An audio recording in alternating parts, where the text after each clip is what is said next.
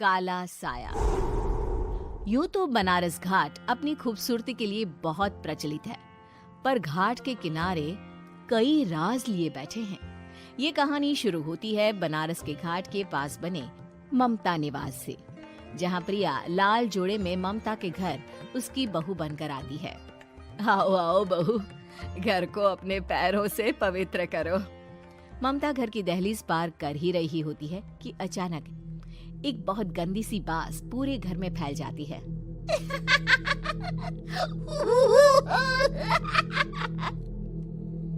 ये बदबू और ये आवाजें, ये कौन हंस रहा है माँ? अब ये पड़ोसी ना हमारे थोड़े अलग से है। कहाँ हम शाकाहारी और ये मांस मच्छी खाने वाले। छोड़, तू ध्यान मत दे और गृह प्रवेश कर।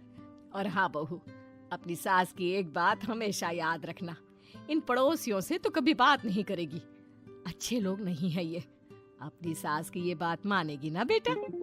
हाँ माँ, जो आपकी मर्जी, मैं उनसे बात नहीं करूंगी।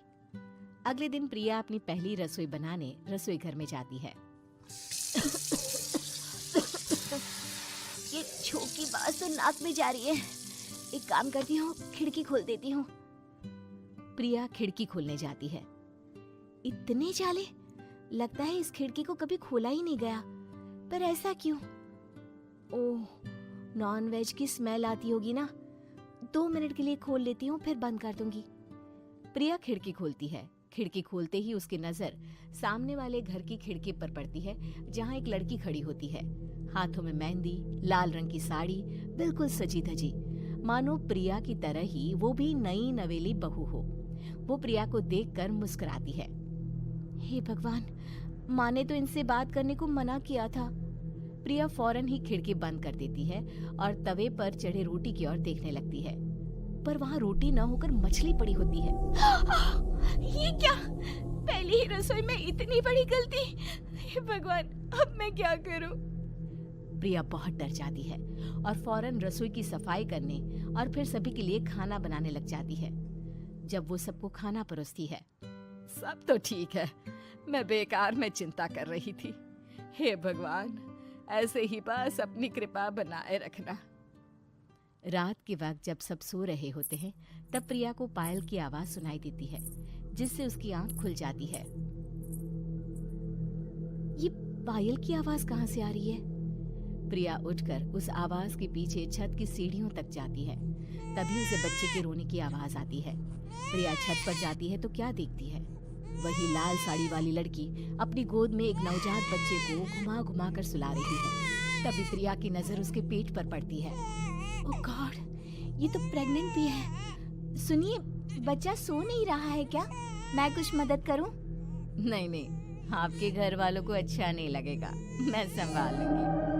स्नेहा की गोद से बच्चा हाथ मारकर प्रिया की गोद में आने को छटपटाने लगता है। दोनों घर अगल बगल में बने होने के कारण प्रिया उस बच्चे को गोद में ले लेती है। प्रिया के पास आते ही वो सो जाता है। बच्चे का वो स्पर्श रात भर प्रिया भूल नहीं पाती और अगली सुबह वो छत पर कपड़े सुखा रही होती है। तभी उसे एक औरत इशारा करके बुलाती है। स्नेहा कह रही थी बाबू तुम्हारी गोद में आते ही सो गया। मैं गौरी, स्नेहा की माँ हूँ। बहू, घर आना, बाबू को खिला भी लेना। शाम को जब घर पर कोई नहीं रहता, बच्चे से मिलने के लिए प्रिया छिपकर अपनी पड़ोसन के घर चली जाती है और कुछ देर बच्चे को खिलाकर वापस लौट आती है। इसके कुछ दिन बाद ही प्रिया को पता चलता है कि वो माँ बनने वाली है। ममता की खुशी का ठिकाना नहीं रहता।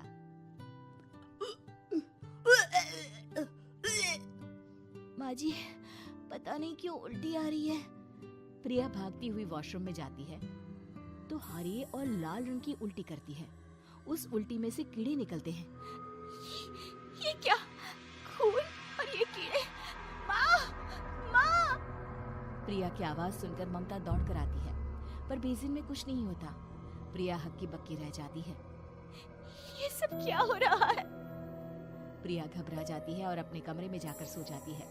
डर के कारण वो इतनी थक जाती है कि उसकी आंख लग जाती है। तब उसे ऐसा लगता है उसके पेट पर मानो कोई बैठा हुआ हो। कौन हो?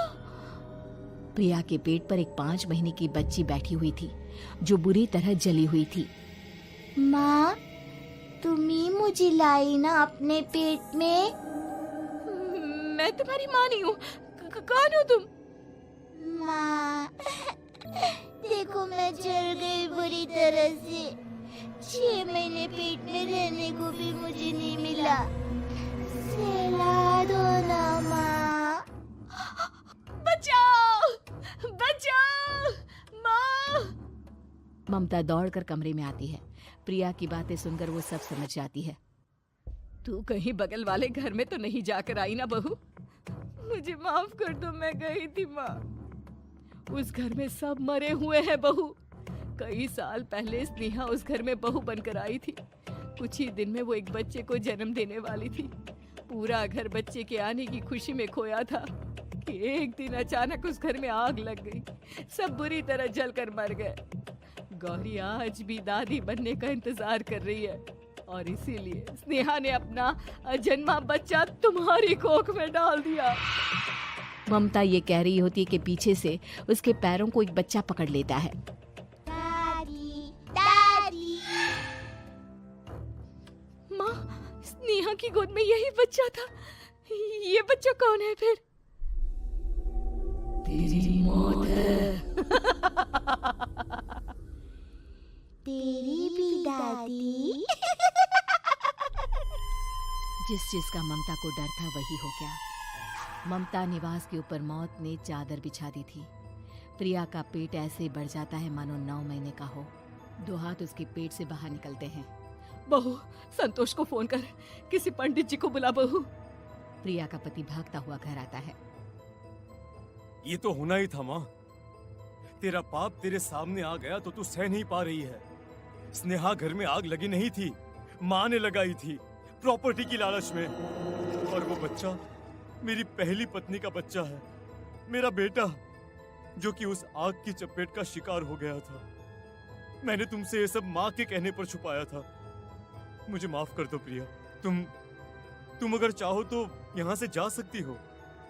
मैं तुम्हें किसी भी बंधन में रखना नहीं चाहता। मेरी शादी हुई है आपसे, मैं आपको छोड़ नहीं सकती, पर उससे पहले हमें स्नेहा, उसकी माँ और बच्चे की आत्मा की शांति करवानी होगी। संतोष और ममता गौरी के घर जाते हैं। अंदर सब कुछ जला हुआ होता है। जमीन पर जली हुई लाशें बिखरी हुई थी। ममता रो रो कर अपने करने की माफी गौरी से मांगती है। प्रिया स्नेहा के घर वालों का अंतिम संस्कार करवा देती है और ममता निवास फिर से आत्माओं के साए से मुक्त हो जाता है।